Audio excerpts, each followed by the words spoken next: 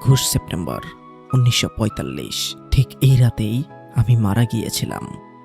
জাপানের কালজয়ী masterpiece grave of the ফায়ারফ্লাইসের শুরুটা হয় একটা কিশোরের এই রুদ্ধশ্বাস আত্মস্বর্গের কথা দিয়ে। আপনারা যারা এই মুভিটি দেখেছেন তারা জানেন এটি শুধু কোনো অ্যানিমে বা বিনোদনের মাধ্যম নয়, এটি হলো আধুনিক সভ্যতার ছদ্মবেশ পরা এই গ্লোবাল পলিটিক্সের গালে কষে মারা একটি শক্তিশালী চপেটাঘাত। আমরা আধুনিক যুগের মানুষেরা মনে করি আমরা খুব প্রগতিশীল, আমরা যুদ্ধের বড় বড় গাইডলাইন বানিয়েছি, মানবাধিকারের আন্তর্জাতিক মঞ্চ তৈরি করেছি। কিন্তু যখন কোনো পরাশক্তি ক্ষমতার লোভে, সীমানা বিস্তারের নেশায় কিংবা উগ্র জাতীয়তাবাদের দম্ভে মেতে ওঠে, তখন তাদের সেই নোংরা দাবা খেলার প্রথম বলি হতে হয় সাধারণ মানুষ ও ছোট ছোট অবুঝ শিশুদের।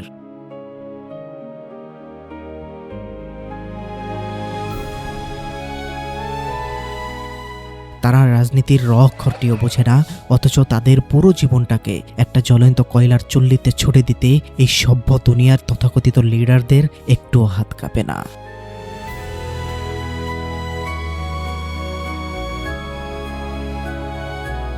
ভাই ও বোনেরা, এর আগে আমি অ্যাটাক অন টাইটানের সাথে পবিত্র আল কোরআনের মেলবন্ধনে বিশ্ব রাজনীতি নিয়ে আলোচনা করেছিলাম।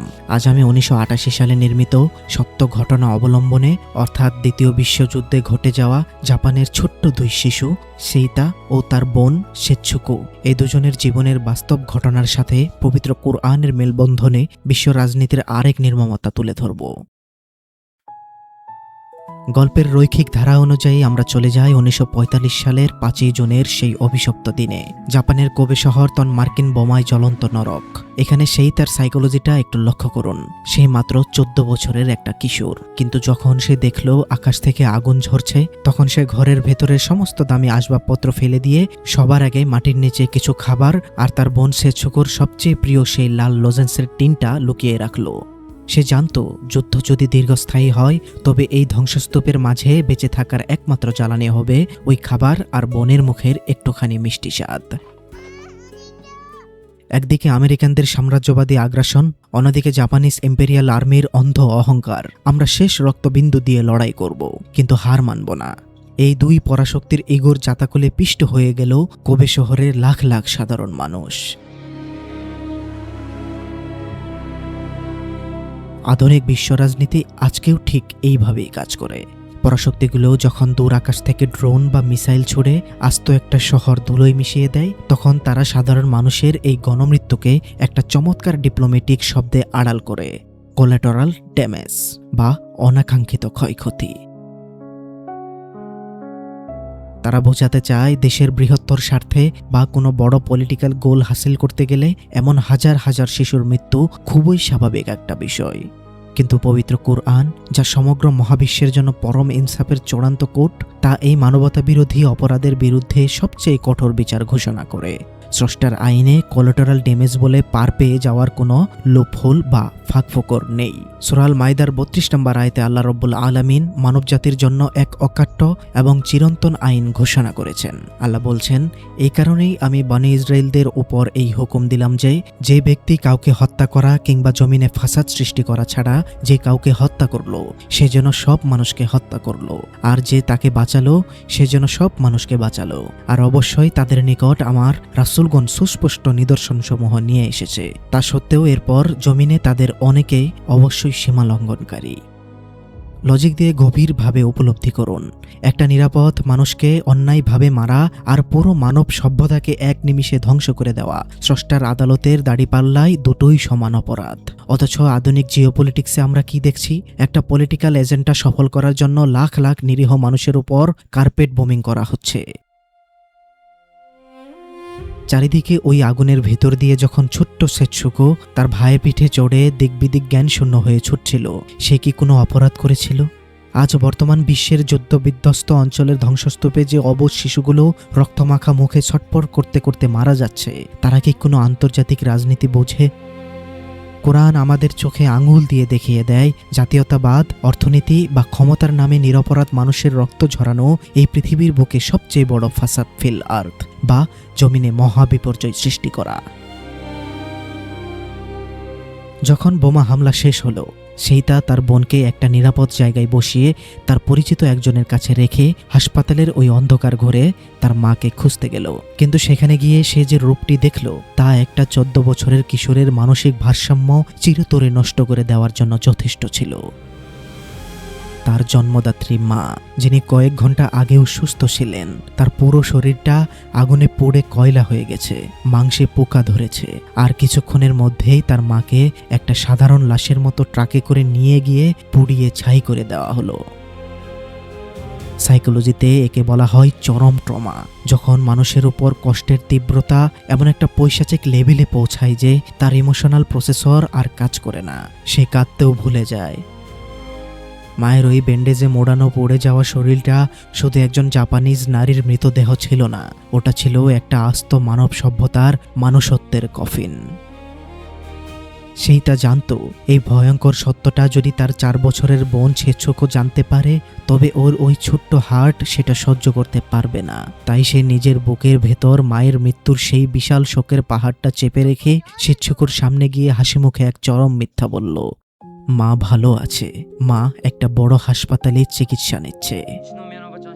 একটা 14 বছরের ছেলে যে নিজের মায়ের মৃত্যুর দিনেও নিজের কান্না লুকিয়ে শুধু তার বোনের ঠোঁটের কোণের হাসিটুকু বাঁচিয়ে রাখার জন্য যে লড়াইটা শুরু করেছিল, বর্তমানের এই চরম স্বার্থপর সমাজ তা কোনোদিন অনুধাবন করতে পারবে না। ছেচুকো বারবার বলছে সে মায়ের কাছে যাবে আর ফুপিয়ে ফুপিয়ে কান্না করছে। সেটা তখন তার ছোট্ট বোনকে একটু খুশি করার জন্য অনবরত জিমন্যাস্টিক্স খেলা দেখাতে থাকে।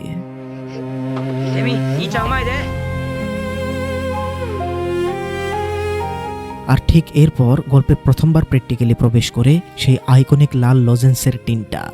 মায়ের মৃত্যুর পর সেইটা যখন ধ্বংসস্তূপ থেকে ওই অক্ষত লজেন্সের টিনটা বের করে আনলো এবং কাঁদতে থাকা ছেচুকোর মুখে প্রথম লজেন্সটা তুলে দিল, তখন চারপাশের ওই ধূসর পোড়া লাশের গন্ধ ছড়ানো পৃথিবীতে যেন এক টুকরো জান্নাতের ছোঁয়া নেমে আসলো। লজেন্সের ওই মিষ্টি স্বাদটা মুখে লাগার সাথে সাথেই ছেচুকোর মুখের সেই অমায়িক হাসিটা আমাদের হৃদয়ে গিয়ে বিঁধে। একটু গভীরভাবে এর ফিলোসফিটা চিন্তা করুন। এই লাল লজেন্সের টিনটা কিন্তু শুধু কোনো ক্যান্ডির বক্স নয়, এই টিনটা হলো ছেচুকোর জন্য তার মায়ের ভালোবাসার শেষ স্পর্শ, তার চুরি হয়ে যাওয়া শৈশবের শেষ দুর্গ।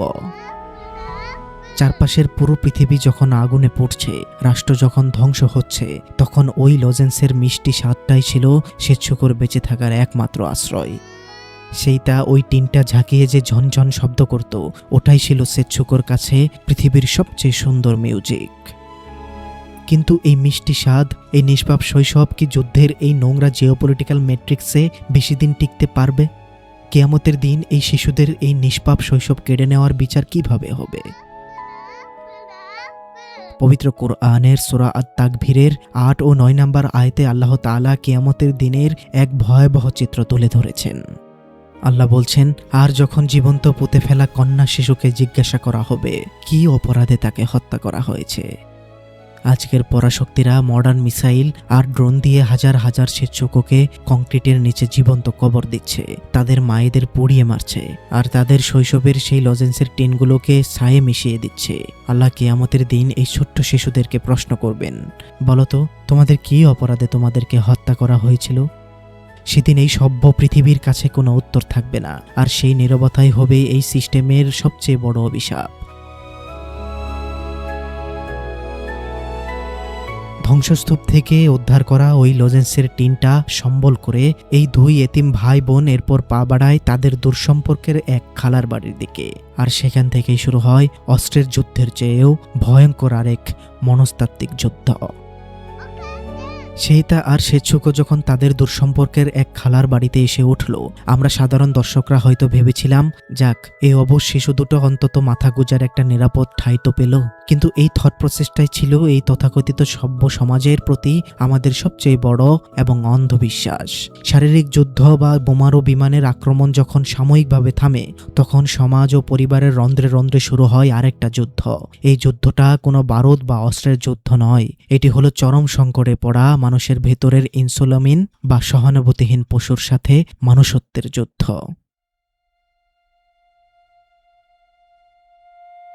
খালার ওই গোমট অন্ধকার ঘরে প্রতিদিন মাঝরাতে সেচ্ছুকো যখন মায়ের কথা মনে করে ফুপিয়ে কাঁদত, তখন সেইটা তার পকেট থেকে ওই লজেন্সের টিনটা বের করে আনতো। অন্ধকার ঘরে লজেন্সের ওই ঝনঝন শব্দটাই ছিল সেচ্ছুকোর একমাত্র সান্ত্বনা, ওর একমাত্র ঘুম পাড়ানি গান। কিন্তু এই ঘরের ভেতরেই যে তিলে তিলে খুন করা হচ্ছিল দুটি এতিম শিশুর আত্মসম্মান আর বেঁচে থাকার অধিকারকে, তা 14 বছরের সেইটা খুব দ্রুতই বুঝতে পারল। আর এই পুরো নৃশংসতার কেন্দ্রে যে চরিত্রটি দাঁড়িয়েছিল সে কোনো আমেরিকান বা ভিনদেশি শত্রু নয়, সে ছিল তাদের নিজের আপন খালা। দুপুরের খাবারের টেবিলের দৃশ্যটা একটু গভীরভাবে খেয়াল করুন। খালা যখন রান্নাঘর থেকে খাবার নিয়ে আসে, সে তার নিজের মেয়েকে এবং ঘরের ভাড়াটিয়াকে বড় বাটি ভর্তি ধোয়া ওঠা সাদা ভাত দেয়, আর সেইটা এবং সেচ্ছুকোর সামনে এনে রাখে শুধু ভাতের মাড় আর পাতলা স্যুপ।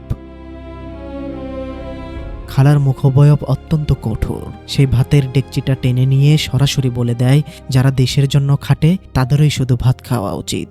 সেচ্ছুকো তখন মার প্রতি বাটিটার দিকে ফেল ফেল করে তাকিয়ে থাকে। খালার এই আচরণ কোনো সাধারণ বৈষম্য নয়, এটি হলো এক গভীর মনস্তাত্ত্বিক নির্যাতন।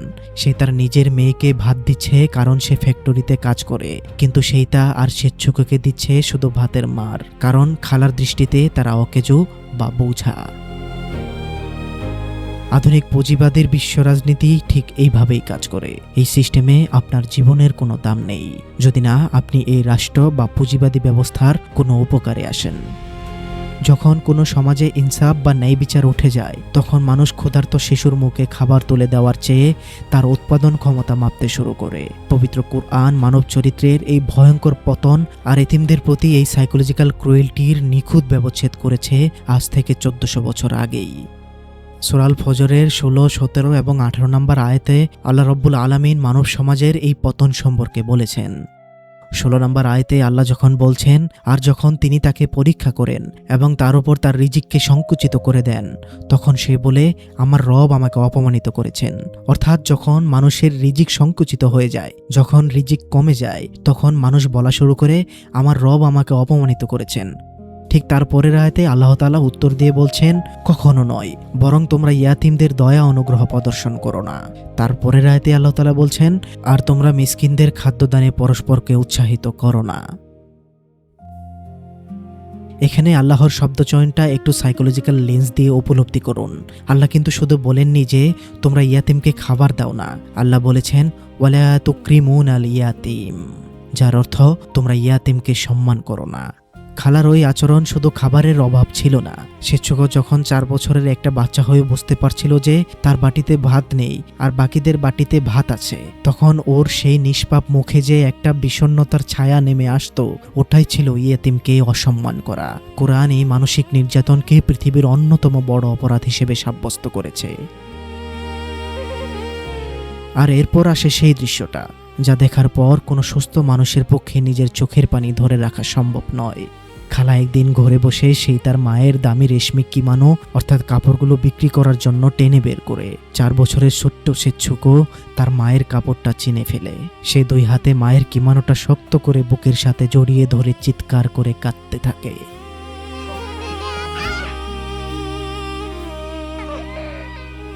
না, এটি আমার মায়ের কাপড়, এটা দিও না খালার কাছে। কিন্তু এই খালার পাথর হৃদয়ে ওই অবুঝ বাচ্চার কান্নার কোনো মূল্য ছিল না। সে অত্যন্ত নির্মমভাবে বাচ্চার হাত থেকে কাপড়টা ছিনিয়ে নিয়ে যায়।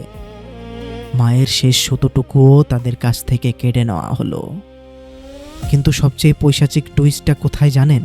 ওই কাপড় বিক্রি করে খালা যে চালটা নিয়ে আসলো, সেই চাল থেকে অর্ধেক নিজেদের জন্য রেখে বাকি অর্ধেক সেইটা ও সেচ্ছুকোর জন্য দিয়ে দিল, আর বুঝিয়ে দিল তাদেরটাই তাদের খেতে হবে।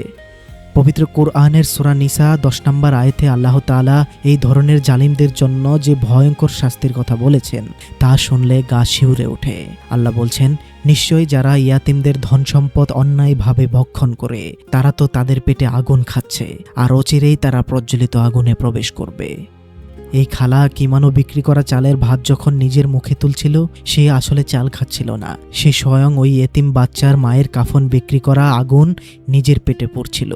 আজ আধুনিক বিশ্ব রাজনীতির দিকে তাকিয়ে দেখুন, বড় বড় পরাশক্তিগুলো ঠিক এই খালার মতোই যুদ্ধ বিধ্বস্ত দেশের ইয়াতিমদের সম্পদ, তাদের তেল, তাদের জমি গ্রাস করে নিজেদের দেশে বিলাসিতা করছে। কোরআনের এই আয়াতটি ওই খালার জন্য যেমন সত্য ছিল, আজ এই জালিম গ্লোবাল সিস্টেমের জন্যও ঠিক ততটাই সত্য।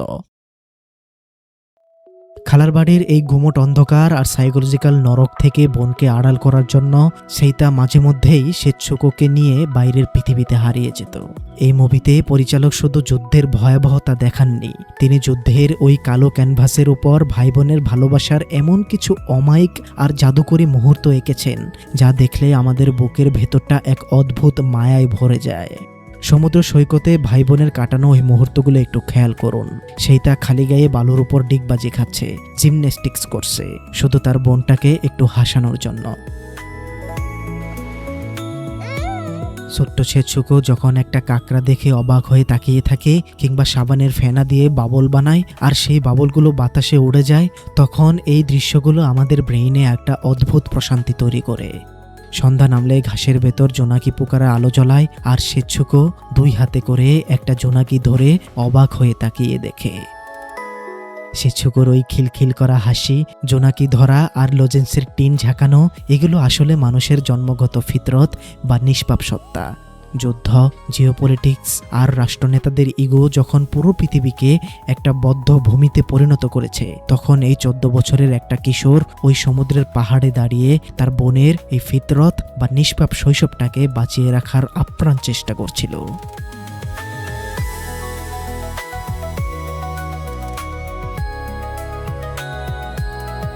পবিত্র কোরআন শিশুদের এই নিষ্পাপ হাসি আর ভাই বোনের এই পবিত্র আনন্দকে পৃথিবীর সবচেয়ে দামি সম্পদ হিসেবে স্বীকৃতি দেয়।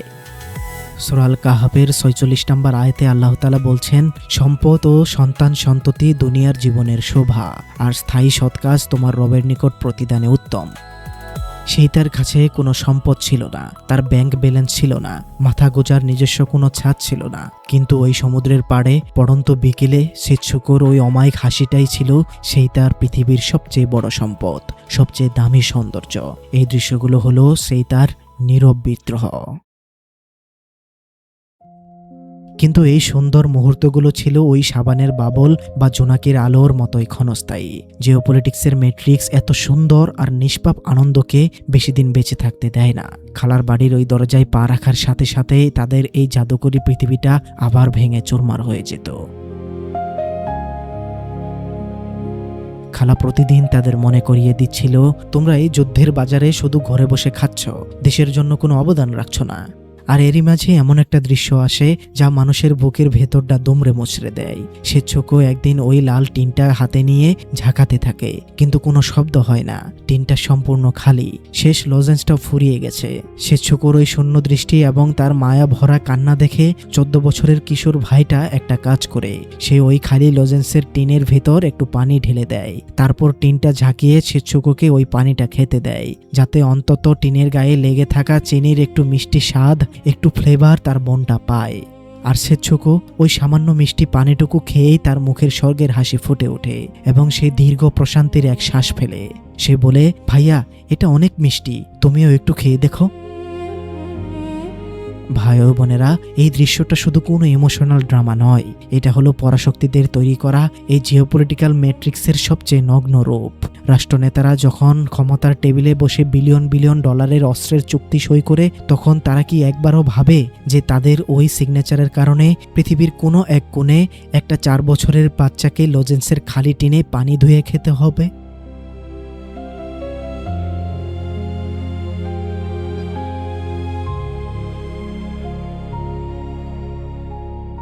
14 বছরের সেইতা এক পর্যায়ে বুঝতে পারল এই বাড়িতে থাকলে তার বোনটা অনাহারের আগে এই অপমানে আর মানসিক টর্চারেই মারা যাবে। আত্মসম্মানবোধ আর বোনের প্রতি তীব্র ভালোবাসা থেকে সেইতা এক চরম এবং চূড়ান্ত সিদ্ধান্ত নিয়ে ফেলল। সে সিদ্ধান্ত নিল সে খালার এই বাড়ি চিরতরে ছেড়ে যাবে। সে তাদের সামান্য কিছু জিনিসপত্র আর সেচ্ছুকোকে একটা কাঠের ঠেলাগাড়িতে বসিয়ে একটা পরিত্যক্ত অন্ধকার বোম শেল্টার বা গুহার দিকে যাত্রা শুরু করলো।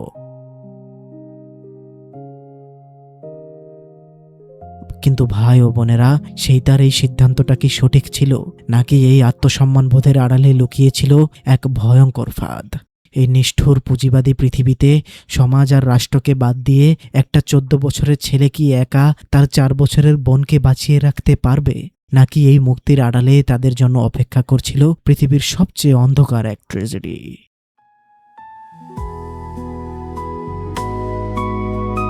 খালার বাড়ির সেই মানসিক নরক থেকে পালিয়ে সেইতা আর স্বেচ্ছকো যখন সেই অন্ধকার পরিত্যক্ত বোম শেল্টার বা গুহায় এসে উঠল, তখন প্রথম কয়েকটা দিন তাদের কাছে একদম স্বপ্নের মতো ছিল। গুহার ভেতরে মশারি টানিয়ে তারা যখন প্রথম রাতটা কাটালো, সেইতা মশারির ভেতর অসংখ্য জোনাকি পোকা ছেড়ে দিল। জোনাকির মিটমিট করা আলোয় গুহাটা একটা ম্যাজিক্যাল দুনিয়ার মতো লাগছিল। স্বেচ্ছকর চোখে মুখে রাজ্যের বিস্ময়। সে তার ভাইয়ের দিকে তাকিয়ে বলছে, ভাইয়া দেখো কত আলো।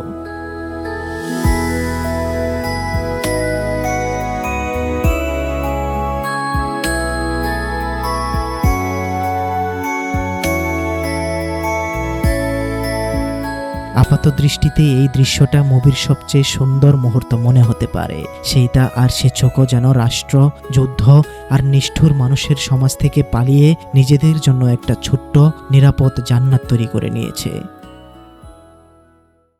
কিন্তু ভাই ও বোনেরা, রিয়েলিটি বা বাস্তবতা কোনো ফেয়ারি টেল নয়। বাস্তবতা নিজেই হলো পৃথিবীর সবচেয়ে নিষ্ঠুর শিক্ষক। এই জোনাকি পোকাগুলো হলো সেই বাস্তবতার একটা বড় রূপক। জোনাকির আয়ু খুব কম, এর আলো ক্ষণস্থায়ী, আর এই দুই এতিম ভাই বোনের ওই গুহার জান্নাতটাও ঠিক ওই জোনাকির আলোর মতোই ক্ষণস্থায়ী ছিল। পরদিন সকালে যখন সেইতা ঘুম থেকে উঠল, সে এমন একটা দৃশ্যের মুখোমুখি হলো যা তার ব্রেনের সমস্ত ডিফেন্স মেকানিজমকে ভেঙে গুড়িয়ে দিল। সে দেখল গুহার বাইরে বসে স্বেচ্ছকো মাটিতে গর্ত করে মরা জোনাকিগুলোকে কবর দিচ্ছে। সেইতা অবাক হয়ে জিজ্ঞাসা করল, স্বেচ্ছকো কি করছো? 4 বছরের ওই নিষ্পাপ বাচ্চাটা মুখ তুলে তাকালো। তার চোখে একটা অদ্ভুত শূন্যতা। সে এমন একটা উত্তর দিল যা শুনলে একটা পাথরের বুকও ফেটে যাওয়ার কথা। সে বলল, মা তো কবরে আছে, তাই না? খালা আমাকে বলেছে মা মারা গেছে। আমি জোনাকিদের কবর দিচ্ছি ভাইয়া। জোনাকিরা এত তাড়াতাড়ি মরে যায় কেন? একটু কল্পনা করুন দৃশ্যটা, যে 4 বছরের বাচ্চাটার মৃত্যুর অর্থই বোঝার কথা নয়, সে মরা জোনাকিদের কবর দিচ্ছে আর বলছে জোনাকিরা এত তাড়াতাড়ি মরে যায় কেন। এই একটা লাইন দিয়ে পরিচালক আমাদের পুরো মানব সভ্যতার গালে কষে একটা থাপড় মেরেছেন। সেইটা এতদিন যে সত্যটা তার বোনের কাছ থেকে লুকিয়ে রেখেছিল, সমাজ কত নিষ্ঠুরভাবে সেই সত্যটা ওই ছোট্ট বাচ্চাটার ব্রেইনে ঢুকিয়ে দিয়েছে। পবিত্র কোরআন শিশুদের এই নিষ্পাপ মন আর ইয়াতিমের সাইকোলজি নিয়ে যে পরিমাণ কনসার্ন বা সতর্ক, তা পৃথিবীর আর কোনো দলিলে নেই। সূরা দোহার 9 নম্বর আয়াতে আল্লাহ তাআলা স্বয়ং রাসূল সাল্লাল্লাহু আলাইহি সাল্লামকে অত্যন্ত স্পষ্টভাবে নির্দেশ দিয়ে বলছেন, সুতরাং তুমি ইয়াতিমদের প্রতি কঠোর হইও না। কিন্তু জিওপলিটিক্সের এই সিস্টেমটা দেখেন, তারা শুধু বোমাই ফেলে না, তারা একটা শিশুর শৈশবকে খুন করে। ওই খালা যখন স্বেচ্ছকোকে তার মায়ের মৃত্যুর কথা বলে দিয়েছিল, তার বলার ধরনটা মূলত একটা 4 বছরের বাচ্চার সাইকোলজিক্যাল মার্ডার বা মনস্তাত্ত্বিক খুন করেছিল। এদিকে গুহায় খাবার শেষ হতে শুরু করলো। সেইটা যখন তার মায়ের শেষ দামি কাপড়গুলো নিয়ে একজন কৃষকের কাছে গেল একটু চাউলের আশায়, তখন সমাজ তাকে এক নিষ্ঠুর বাস্তবতা শিখিয়ে দিল। কৃষকটি চাইলেই তাকে একটু খাবার দিতে পারত, কিন্তু সে দিল না। সে উল্টো জ্ঞান দিল খালার কাছে ফিরে যাওয়ার। একটু সাইকোলজিক্যাল লেন্স দিয়ে ভাবুন, যুদ্ধ শুধু শহরের বিল্ডিং ভাঙে না, যুদ্ধ মানুষের ভেতরের এমপ্যাথি বা সহানুভূতিকে পুরোপুরি ধ্বংস করে দেয়। যখন ক্রাইসিস আসে, তখন মানুষ নিজের সার্ভাইভাল বা বেঁচে থাকার জন্য এতটাই স্বার্থপর হয়ে যায় যে একটা অনাহারে থাকা শিশুর মুখও তাদের হৃদয় গলাতে পারে না। পবিত্র কোরআনের সূরা আল মাউনে আল্লাহ তাআলা মানুষের সমাজের এই চরম স্বার্থপর রূপটির কথা উল্লেখ করে বলেছেন, তুমি কি তাকে দেখেছো যে দিনকে অস্বীকার করে সেই তো ইয়াতিমকে কঠোরভাবে তাড়িয়ে দেয় এবং সে মিসকিনকে খাদ্যদানে উৎসাহিত করে না। কৃষকের ওই প্রত্যাখ্যান শুধু এক মুঠো চালের প্রত্যাখ্যান ছিল না, ওটা ছিল আধুনিক মানব সভ্যতার কফিনে ঠুকে দেওয়া আরেকটা পেরেক। দিন গড়াতে থাকে, জোনাকির আলো নিভে যাওয়ার মতো করে গুহার ভেতরের খাবার শেষ হতে থাকে। অনাহারে স্বেচ্ছকুর শরীরে পুষ্টিহীনতার ঘা দেখা দিতে শুরু করে।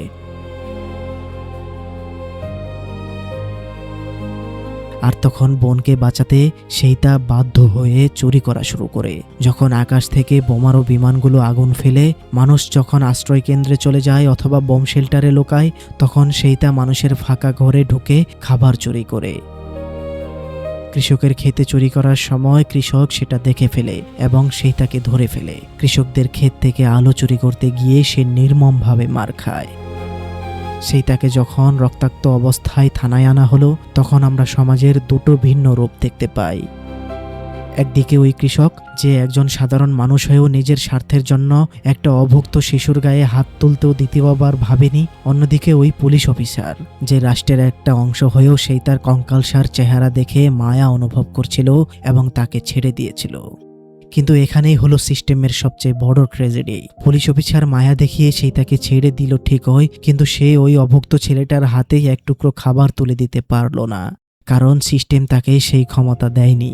রাষ্ট্রযন্ত্রের এই অসহায়ত্বই হলো আধুনিক জিওপলিটিক্সের সবচেয়ে বড় ফেইলিওর। আর থানা থেকে বেরিয়ে সেইটা যখন দেখলো ওই অন্ধকার রাস্তায় ছোট্ট স্বেচ্ছুকও তার জন্য অপেক্ষা করছে, ভাই ও বোনেরা, এই দৃশ্যটা পাথরকেও কাঁদিয়ে ছাড়ে। পৃথিবীতে যখন সমাজ, রাষ্ট্র, আইন সবকিছু মুখ ফিরিয়ে নেয়, তখন ওই এতিম ভাইটার কাছে তার এই 4 বছরের বোনটাই হয়ে দাঁড়ায় একমাত্র পৃথিবী। কোরআন মুমিনদের একে অপরের ভাই হিসেবে যে ঐক্যের কথা বলেছে, সমাজ তা ভুলে গেলেও এই দুটো অবশ শিশু তা ভোলেনি। কোরআন এই সিস্টেমেটিক অনাহার এবং জুলুমের বিচার সম্পর্কে অত্যন্ত কঠোর। সূরা আল বালাদের 14 এবং 16 নম্বর আয়াতে আল্লাহ তাআলা সত্যিকারের ইনসাফের সংজ্ঞা দিতে গিয়ে বলেছেন, অথবা খাদ্য দান করা দুর্ভিক্ষের দিনে ইয়াতিম ও আত্মীয় স্বজনকে, কিংবা অভাবের দিনে খাদ্য দান করা। আল্লাহ এখানে দুর্ভিক্ষের দিন স্পেসিফিকভাবে মেনশন করেছেন। যখন দুর্ভিক্ষ চলে, যখন যুদ্ধ চলে, তখন এই ধুলায় পড়ে থাকা স্বেচ্ছুকদের মুখে এক টুকরো খাবার তুলে দেওয়াই হলো স্রষ্টার কাছে সবচেয়ে বড় ধর্ম। কিন্তু সমাজ তখন অন্ধ হয়ে গিয়েছিল। যুদ্ধ শুধু যে মানুষের শরীর বা বাড়িঘর ধ্বংস করে তা কিন্তু নয়, যুদ্ধ মানুষের ভেতরের মরালিটি বা নৈতিকতাকেও তিলে তিলে খুন করে। বোমা পড়ার ওই রাতের দৃশ্যটা একটু সাইকোলজিক্যাল লেন্স দিয়ে দেখুন। চারদিকে যখন শহর পুড়ছে, মানুষ যখন মৃত্যুর ভয়ে আর্তনাদ করছে, তখন 14 বছরের সেইটা মানুষের ফাঁকা ঘরে ঢুকে খাবার চুরি করছে আর পাগলের মতো হাসছে। একটা কিশোর ছেলে নিজের দেশের, নিজের শহরের ধ্বংস দেখে উল্লাস করছে, কারণ সে জানে এই শহরটা পড়লেই সে চুরি করার সুযোগ পাবে আর তার বোনটা অন্তত একবেলা খেতে পারবে। কি ভয়ঙ্কর এক ট্রমাটিক রিয়েলিটি। সমাজ আর রাষ্ট্র যখন আপনাকে দেয়ালে পিঠ ঠেকিয়ে দেয়, তখন মানুষের ভেতরে নৈতিকতা বলে আর কিছু থাকে না। মানুষ তখন শুধু বেঁচে থাকার আদিম প্রবৃত্তি বা সার্ভাইভাল ইনস্টিংক্ট দিয়ে চলে, আর সেইটা তো শুধু 14 বছরের একটা কিশোর মাত্র। পবিত্র কুরআনের সূরা রুমের 41 নম্বর আয়াতে আল্লাহ তাআলা এই অবস্থার নিখুঁত বর্ণনা দিয়েছেন। আল্লাহ বলেছেন, মানুষের কৃতকর্মের কারণে জলে স্থলে বিপর্যয় দেখা দিয়েছে, যাতে তিনি তাদেরকে তাদের কোনো কাজের শাস্তি আচ্ছাদন করান, যাতে তারা ফিরে আসে। আজকের পরাশক্তিরা ঠিক এইভাবেই স্যাংশন আর যুদ্ধ চাপিয়ে দিয়ে একটা দেশের সাধারণ মানুষকে চোর, ডাকাত আর নীতিহীন জীবে পরিণত করে। সেই তার ওই পাগলের মতো হাসিটা আসলে কোনো উল্লাস ছিল না, ওটা ছিল এই সভ্য সমাজের মরালিটির কফিনে ঠুকে দেওয়া শেষ পেরেক। এদিকে অনাহারে স্বেচ্ছুকর শরীরে পুষ্টিহীনতার ঘা চরম পর্যায়ে পৌঁছেছে, তার শরীর দুর্বল হয়ে পড়েছে। সেই চিন্তার কথা মনে করুন, যখন স্বেচ্ছুকও এক মুঠো ভাত খেতে চাচ্ছিল, তখন সেই তা এক টুকরো বরফ মাটি থেকে তুলে নিয়ে তার মুখে দেয়, সে সেটাকেই ভাত মনে করে চিবোতে থাকে। আর রাষ্ট্র যখন ফেল করে, তখন তার পুরো সিস্টেম কিভাবে একটা পিশাচে পরিণত হয় তার আরেকটি প্রমাণ হলো ডাক্তারের সাথে সেই দৃশ্যটি। বোনকে বাঁচাতে মরিয়া সেইটা যখন স্বেচ্ছুককে ডাক্তারের কাছে নিয়ে গেল, ডাক্তার একবার চোখের পাতা টেনেই তার রায় দিয়ে দিল, পুষ্টিহীনতা, তাকে খাবার দাও। কি অদ্ভুত এক প্রহসন, তাই না? একটা যুদ্ধ বিধ্বস্ত দেশে, যেখানে আকাশে বোমারু বিমান উঠছে, যেখানে সাপ্লাই চেইন পুরোপুরি ধ্বংস, সেখানে একজন ডাক্তার প্রেসক্রিপশনে লিখছেন খাবার। ডাক্তার খুব ভালো করেই জানতেন এই খাবার জোগাড় করা সেই তার পক্ষে অসম্ভব, কিন্তু তার চোখে কোনো মায়া ছিল না। সিস্টেম তখন মানুষকে শুধু একটা সংখ্যা হিসেবে দেখতে শুরু করলো। আজকের গ্লোবাল পলিটিক্সেও জাতিসংঘ বা বড় বড় মানবাধিকার সংস্থাগুলো ঠিক এই ডাক্তারের মতোই আচরণ করে। তারা গাজা বা সিরিয়ার শিশুদের দেখে শুধু রিপোর্ট বানায়, এই লিখে যে ওরা না খেয়ে মরছে, কিন্তু কেউ সেই ম্যাট্রিক্স বা সিস্টেমটা বদলানোর উদ্যোগ নেয় না। একটু ফিলোসফিক্যাল লেন্স দিয়ে ভাবুন তো, আসল অপরাধী কে? একটা 14 বছরের ছেলে যে তার অনাহারে মরতে বসা বোনকে বাঁচানোর জন্য এক টুকরো খাবার চুরি করছে, সে অপরাধী? নাকি রাষ্ট্রযন্ত্র, ওই পরাশক্তিগুলো যারা নিজেদের ইগো আর ক্ষমতার জন্য পুরো দেশের অর্থনীতি আর সাপ্লাই চেইনকে ধ্বংস করে দিয়ে লাখ লাখ শিশুকে অনাহারে ঠেলে দিয়েছে, তারা অপরাধী?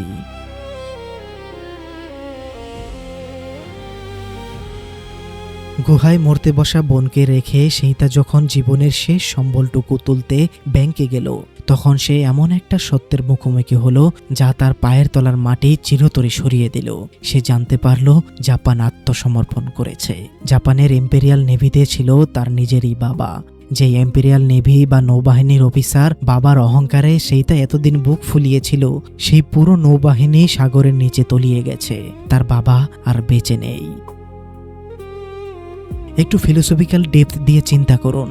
রাষ্ট্রনেতারা সাধারণ মানুষকে মিথ্যা দেশপ্রেম আর বীরত্বের যে স্বপ্ন দেখিয়েছিল, তা চোখের নিমিষে ধুলোয় মিশে গেল। সেইটা বৃষ্টির মাঝে দাঁড়িয়ে যখন চিৎকার করছিল, তখন সে আসলে কাঁদছিল না।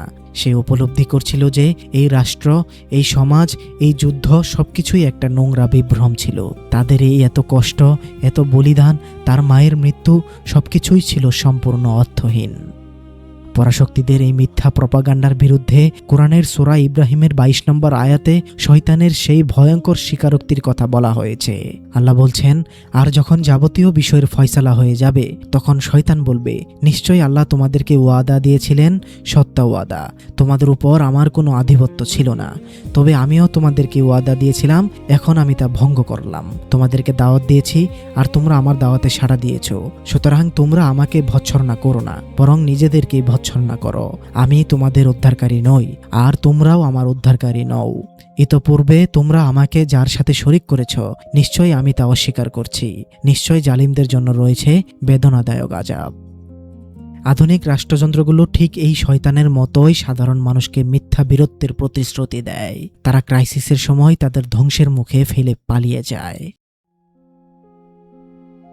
বাবার মৃত্যুর শোক ভুলে সেইটা ওই শেষ টাকা দিয়ে একটা তরমুজ আর কিছু টমেটো কিনে পাগলের মতো গুহার দিকে ছুটতে থাকে। তার তখন একটাই লক্ষ্য, রাষ্ট্র ফেল করেছে করুক, বাবা মারা গেছে যাক, কিন্তু তার বোনকে তার বাঁচাতে হবে। অনাহারের শেষ পর্যায়টা যে কতটা পৈশাচিক হতে পারে, তার প্রমাণ আমরা পাই এর ঠিক পরেই। সীতা যখন অনেক লড়াই করে কিছু তরমুজ আর খাবার জোগাড় করে গুহায় ফিরল, সে দেখল ছোট্ট শ্বেতশুকো ক্ষুধার তীব্রতায় তখন সম্পূর্ণ হেলুজিনেট করছে। তার মস্তিষ্ক আর কাজ করছে না। সে মাটির উপর পড়ে থাকা কাচের শক্ত মার্বেলগুলোকে ফলের লজেন্স ভেবে মুখের ভেতর পুরে চুষছে।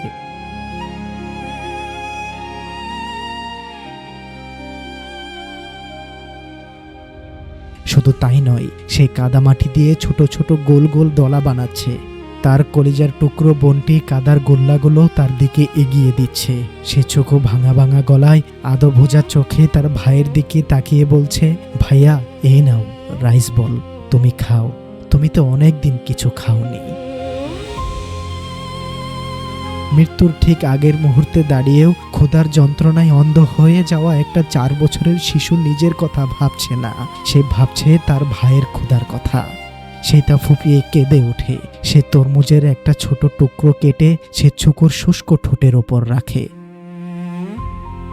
সে ছুকো খুবলে খুবলে সেই তরমুজের রসটুকুও নিতে পারে না। ওর মুখে শেষবারের মতো সেই চেনা স্বর্গীয় হাসিটা ফুটে ওঠে। সে অত্যন্ত ক্ষীণ কণ্ঠে বলে, ভাইয়া তোমাকে অনেক ধন্যবাদ।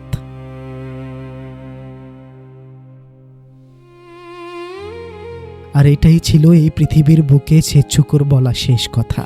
এরপর সে চিরতরে চোখ বন্ধ করল। যে জোনাকিটা এতক্ষণ অন্ধকারের মাঝে সামান্য একটু আলো ছড়ানোর চেষ্টা করছিল, এই নিষ্ঠুর সমাজ সেই জোনাকির আলোটাকে চিরতরে নিভিয়ে দিল।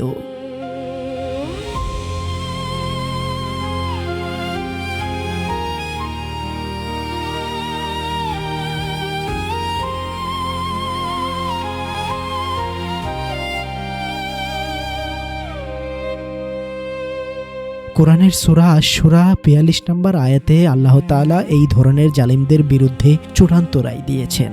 আল্লাহ বলছেন, কেবল তাদের বিরুদ্ধেই ব্যবস্থা গ্রহণ করা হবে যারা মানুষের উপর জুলুম করে এবং জমিনে অন্যায়ভাবে সীমালঙ্ঘন করে বেড়ায়। তাদের জন্যই রয়েছে যন্ত্রণাদায়ক আযাব। স্বেচ্ছুখোর ওই কাদার রাইস বলগুলো, ওই মার্বেলের লজেন্সগুলো, এগুলো কিয়ামতের দিন এই পুরো জালিম সভ্যতার বিরুদ্ধে সবচেয়ে বড় ইনসাফের দলিল হয়ে দাঁড়াবে।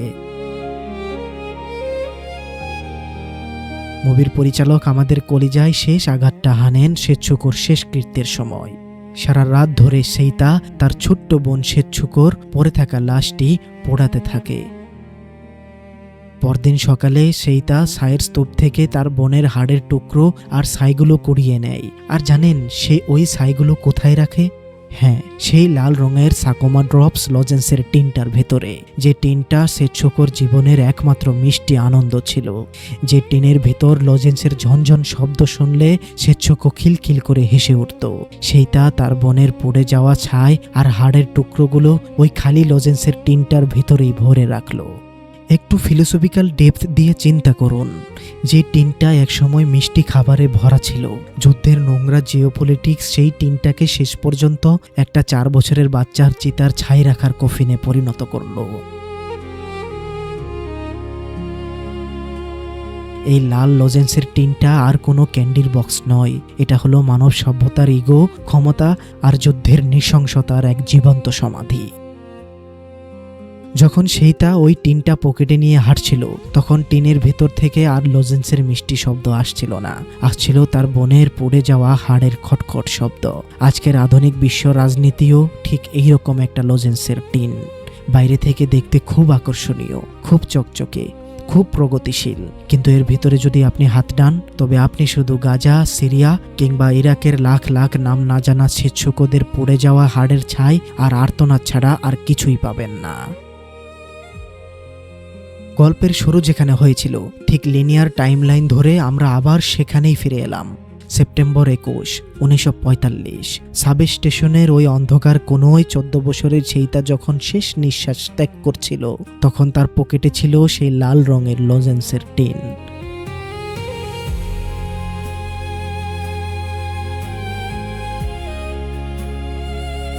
পরিচ্ছন্নতা কর্মী যখন স্বেচ্ছুকর ছাই ভর্তি টিনটা বাহিরে ছুড়ে ফেলল, তখন সে শুধু একটা টিন ফেলেনি, সে মূলত আধুনিক মানবতার শেষ চিহ্নটুকুও ময়লার স্তূপে ছুড়ে ফেলেছিল।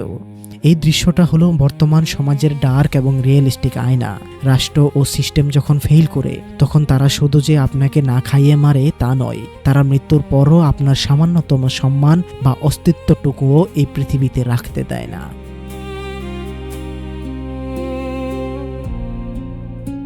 মুভির একদম শেষ দৃশ্যে পরিচালক এমন এক সাইকোলজিক্যাল পেরেক আমাদের ব্রেইনে ঠুকে দিয়েছেন, যা যুগ যুগ ধরে আমাদের তাড়া করে বেড়াবে। আমরা দেখি সেইটা আর স্বেচ্ছুকর আত্মা পাহাড়ের চূড়ায় একটা বেঞ্চে বসে আছে, তারা নিচের শহরের দিকে তাকিয়ে আছে।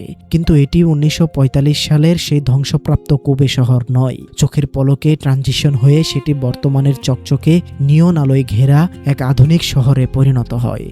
বড় বড় দালান, বিলাসবহুল গাড়ি আর গ্লোবাল ইকোনমির ব্যস্ততা। এই শেষ দৃশ্যটা দিয়ে পরিচালক আমাদের বুঝিয়েছেন, ওই যে নিচে চকচকে শহরটা দেখছেন, বড় বড় বিল্ডিং আর প্রগতির অহংকার দেখছেন, এই সব কিছুই দাঁড়িয়ে আছে সেইটা আর স্বেচ্ছুকদের লাশের ওপর।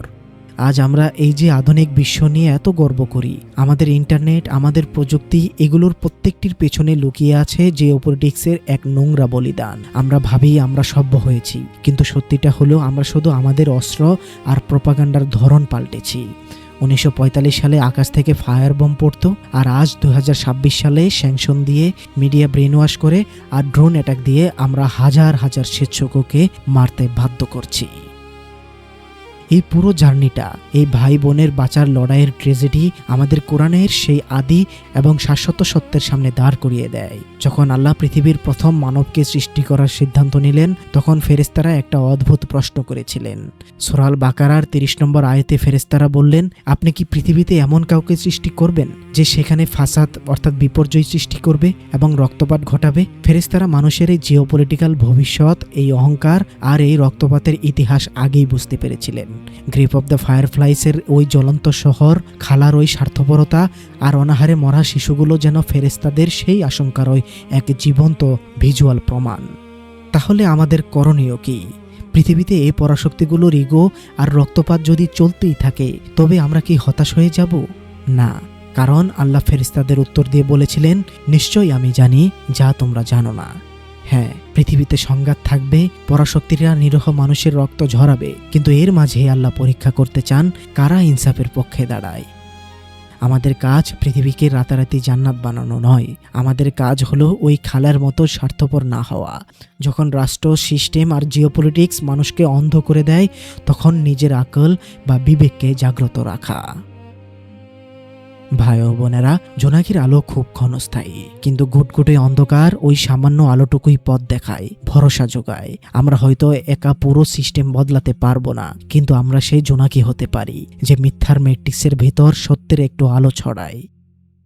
যেদিন আমরা অন্যের কান্না দেখে ব্যথা পাওয়া ভুলে যাব, যেদিন আমরা প্রপাগান্ডা গিলিয়ে নিরীহ মানুষের মৃত্যুতে উল্লাস করব, সেদিন আমরা শুধু আমাদের ঈমান নয়, আমরা মানুষ হিসেবে আমাদের অস্তিত্বটাই চিরতরে হারিয়ে ফেলব।